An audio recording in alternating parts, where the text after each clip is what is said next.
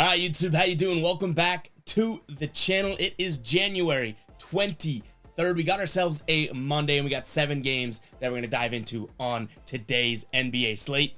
Two big important things to clear up here. First off, I am recording this the night prior, so we don't have any of last night's NBA records or data or anything that we're going to talk about in this video. Just that's how scheduling's working. We're going to record this, at least for this video, the night prior. So keep that in mind. You'll see on the slate here, we do have a couple blanks when it comes to totals. Those just haven't come out yet. And then second big thing to talk about, just protecting my eyes, ladies and gentlemen.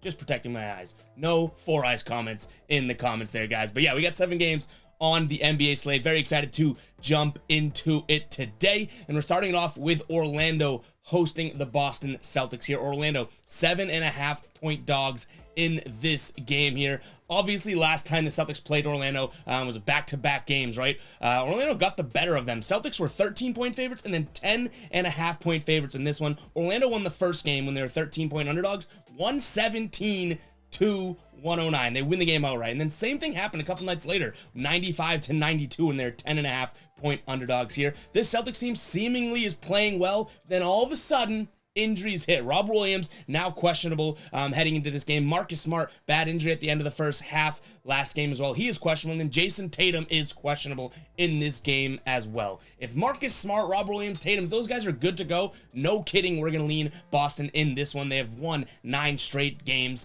But if they're out, I'm probably throwing this game away. If anything, you know, I've told you guys multiple times, I am a huge Celtics fan. I don't bet against the Celtics, but that might be the smarter side to go on if the Celtics don't have anyone playing here. Marcus Smart, Jason Tatum, and Rob Williams are going to be huge losses here if they are a no-go. So definitely waiting out this injury report before we even look into any sort of final plays in this video. But again, I don't know if I said at the start of the video, but all my final plays, guys, will be in the pinned comment. So make sure to check that out. Everything we talk about in this game, I love talking about basketball. I love talking about each and every aspect of the game. So we give a lean and we talk about each and every game, but I'm not betting on every single game. Keep an eye on the pinned comment. My plays are there if you guys do want to ride with me or if you want to fade me.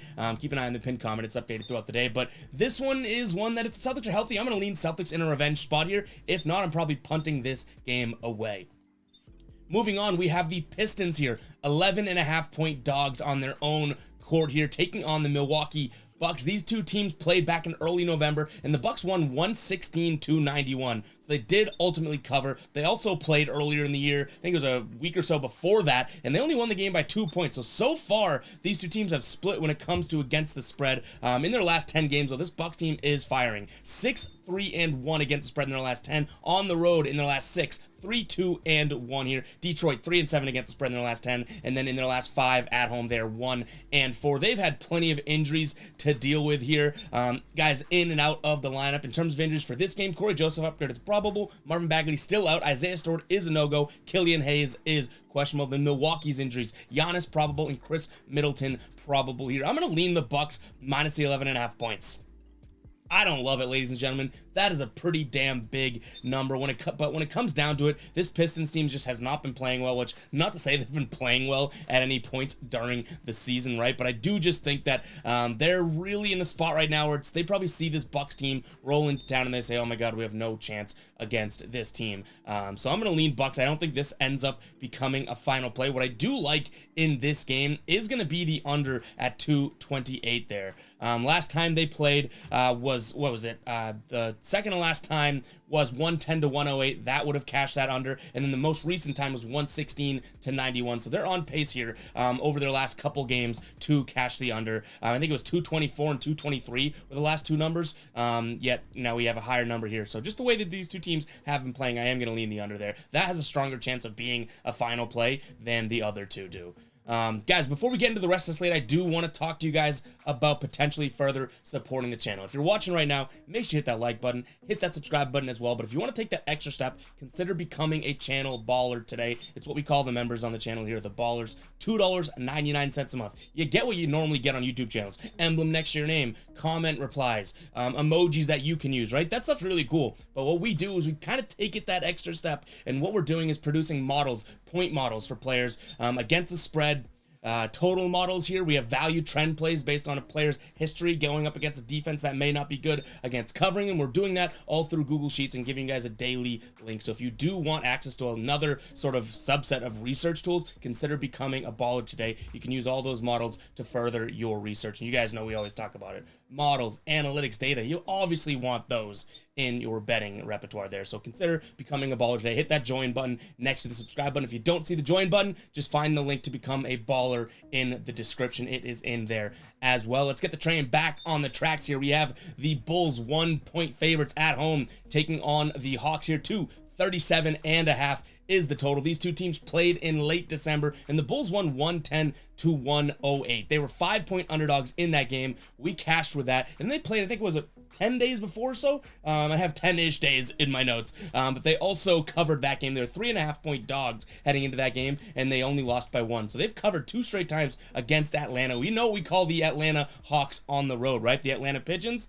But they are playing a little bit better. 4-2 in their last 6 games on the road here. This Bulls team, though they've been playing well, they do have had some bumps along the way with injuries, but they're a little bit inconsistent for me. They beat up on a Golden State team. They beat up on Detroit, but prior to that, they had lost 5 of their last 8 games prior to those couple years. So I think I'm going to go with a team that surprisingly has been more consistent. I've never really said the Hawks are consistent on the channel before, but they have been more consistent. They're coming off a loss to a worse team too in Charlotte. Hopefully they come out with a little fire under their you-know-what. They get the job done here. So we're going to take the Hawks plus the points here on the road. In terms of a total, 237.5 seems kind of high.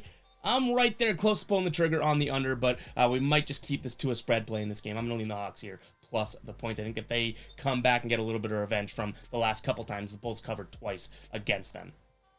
Moving on, we got the Rockets, 6.5-point dogs at home, taking on the Minnesota Timberwolves.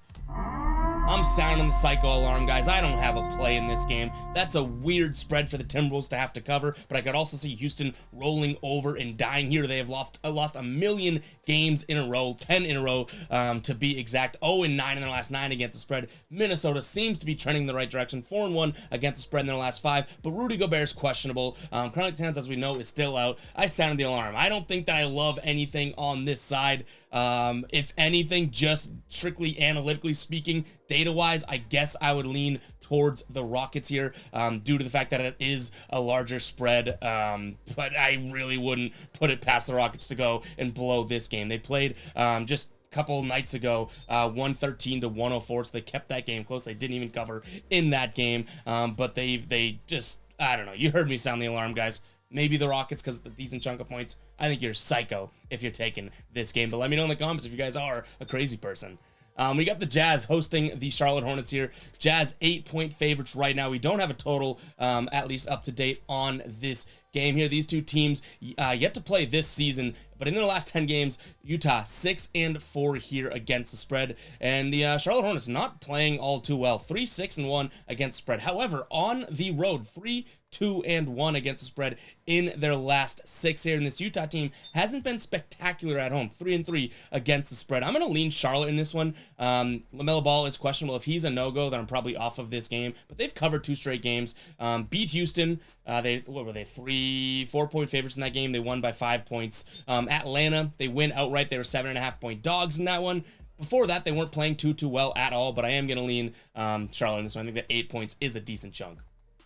All right, Trailblazers, 9-point favorites here. I've seen 8.5 on some books already, so I'm guaranteeing, I shouldn't say I'm guaranteeing, I'm expecting this one moves to 8.5 at some point tomorrow, which is today when you're watching this video. They're Portland hosting the Spurs here. Total sitting at 240 right now. I've also seen this at 241 on another book. So maybe this goes to 241 when we get up to more real time here. Mid-December, Portland won 128-112. They did, in fact, cover, but they didn't cover the second to most recent time they played, which was mid-November, 117-110. In their last 10 here, Portland not playing too well. 3-7 against the spread. And San Antonio, surprising, 7-3 against the spread. 3-1 on the road in their last 4 here. Portland, no major injuries to note. And you know what? We're going to sound the psycho alarm again for a different reason. I might be a psycho here. I'm going Portland plus the 9 points. I might jump on this early. It might be in the pinned comment by the time you're seeing this, because we do want the 9, not the 8.5. We shall see there. But in terms of a total, 240 does seem a little high to me, but we've been looking at a lot of unders lately, so I don't know if we're getting tricked or duped or whatnot, but I'm going to lean the under yet again in this video here. We're going to go San Antonio and the under.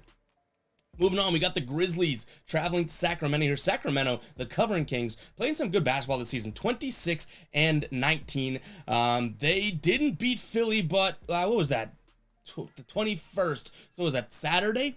Didn't beat Philly, but prior to that had won 6 straight games and won 7 of their previous 9. So maybe they come out a little bit hungry there. I do like the fact that they're underdogs in this game. But Memphis, talk about, coming out hungry. They lose outright to the Lakers on Friday night, so they could be hungry too. I do see this as a game where we have 2 teams going back and forth. I know the total is 243, and that's really, really high, but I could see this one cashing the over here. I don't know if I make that a play. I kind of told you guys I have that sort of mental block of the 240 rule where I don't like to pull the trigger on an over. If it's over 240, it's kind of under or nothing for me. But I could see this game getting really up tempo here, so I'm going to lean the over. We'll see if it becomes a final play. It'd be going against a bunch of what I stand for here. But in terms of a spread here, I actually like Sacramento. They seem to be able to match up well against this Grizzlies team from a personnel perspective. They're getting points. They are at home. Could I see the Grizzlies winning this one? Yes. Like, I'm not going to sit here and be like, oh my God, the Grizzlies are worse than Sacramento. Or Sacramento's going to... No. If you're saying in the comments the Grizzlies are the play, I actually won't argue you. I just like Sacramento side of it here. They've already split the last 2 games they played against each other. That was kind of the last 2. I would throw in the October game that the Grizzlies won by 15, but that was kind of before Sacramento really hit their stride. So for what it's worth, guys, I am going to lean Sacramento. I do like that play a lot. But again, I wouldn't really just gauge my confidence for you guys. I wouldn't argue someone in the comments or anything like that if they were like, hey, I think Memphis is the play here. But guys, that is going to wrap it up for the video. Again, hit that like button, subscribe button if you did enjoy, and we'll catch you guys in the next video. Peace out.